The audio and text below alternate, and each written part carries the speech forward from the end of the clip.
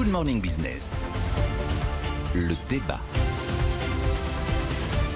Oui, mais alors je crois que c'est la première fois que ça arrive. Les DD s'entendent comme deux larrons en foire. Ils sont d'accord ce matin dans la rédac. Il faut rouvrir les commerces le plus tôt possible. Le 23. Lundi 23 novembre. Alors bon, qui dit mieux? Il faut rouvrir Ah, moi, c'est demain. Alors, vous voyez. Non, mais attendez. Il faut rouvrir lundi 23 parce que pour en avoir discuté avec des commerçants, des retailers, comme on dit. La semaine du Black Friday, oui, d'accord, c'est le vendredi 27, mais en fait, ça monte en puissance toute la semaine pour être l'apothéose pendant les 2 ou 3 jours du week-end. Ils sont à un tel niveau de déclin que certains ne se relèvent pas s'ils ratent cette semaine-là. Vous les écoutez, ils mettent ça au même titre que les fêtes de Noël pour le chiffre d'affaires. Et là, c'est vraiment très urgent. Il faut y aller. Alors, on voit bien que le gouvernement a mis 24 heures pour comprendre qu'il avait fait une erreur en fermant ses commerces, que c'était complètement illisible, que c'était complètement injuste, que ça n'avait pas de sens. Alors on ne pouvait pas politiquement, sinon on perdait la face, dire au bout de 24 heures, je me suis trompé, finalement on fait machine arrière. Il y a que les imbéciles qui ne changent pas la vie. Oui, mais bon, on a vu après le distinguo entre les produits essentiels et non essentiels. Mais on est rentré dans du loufoque absolu. Enfin, vous pouvez être devant votre rayon de bouquins, le bouquin que vous voulez, il est à 1 mètre, mais vous ne pouvez pas y accéder. Prenez votre téléphone, vous le commandez en ligne, vous attendez 1 heure dans le magasin et vous le récupérez en click and collect. C'est quand même fantastique. On pouvait pas vendre des fleurs, mais on pouvait vendre des plantes en pot parce que les jardineries étaient ouvertes. Et donc là, il faut ouvrir le 23. C'est vital, absolument vital. Et on se rend compte en fait, ou alors le 27 au pire, mais vraiment le 23. Et on voit bien d'ailleurs que c'est ce qui se dessine. Là, il y a les fédérations de commerçants qui vont voir Bruno Le Maire aujourd'hui. Ils sont en train de mettre en place un protocole qui devrait être finalisé vendredi, probablement pour être opérationnel éventuellement dès lundi. Sauf qu'il faudra un conseil de défense sans doute et qu'il est prévu qu'en début de semaine.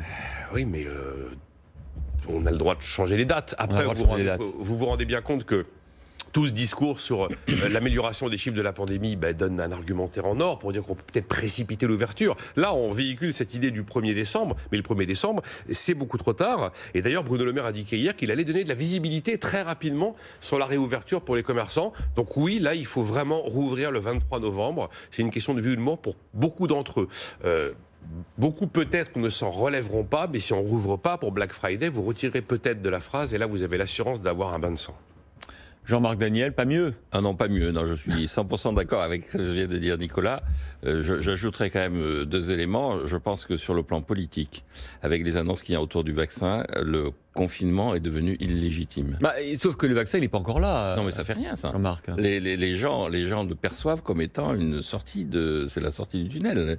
Et donc, à partir de ce moment-là. On voit le bout du tunnel, mais il faut peut-être. Alors, les commerçants, sans doute, doivent rouvrir dans des conditions sanitaires irréprochables, mais il faut pas que ça redémarre. Non, mais j'entends bien, il ne faut pas que ça redémarre. Et c'est ce que disait Christine Lagarde. Le véritable enjeu, le véritable danger dans tout ça, ce sont les prévisions et ce sont les décisions qui viennent en contradiction les unes avec les autres à une période très rapprochée. Donc, les allers-retours, il n'y a rien de pire. Donc, effectivement, il faut éviter la précipitation, mais il faut aussi avoir conscience que la population est exaspérée. Il n'y a pas que les commerçants qui sont exaspérés.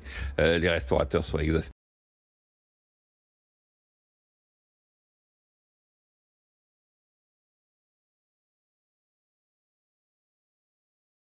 Dans le premier déconfinement où on a commencé par dire que ce serait le 11 mai, puis ensuite on a dit ce sera éventuellement le 11 mai, puis voilà comment ça se passera et tout ça. Et une fois que le déconfinement officiel a été plus ou moins entériné, considérer que tout ça a été fini, donc baisser la garde et se mettre en situation d'être incapable de répondre à la deuxième vague. Donc je pense qu'il faut très vite déconfiné. Je pense qu'effectivement, Nicolas a raison. Il faut que le Black Friday soit opérationnel. Donc, il faut que dès lundi prochain, les commerces soient réouverts.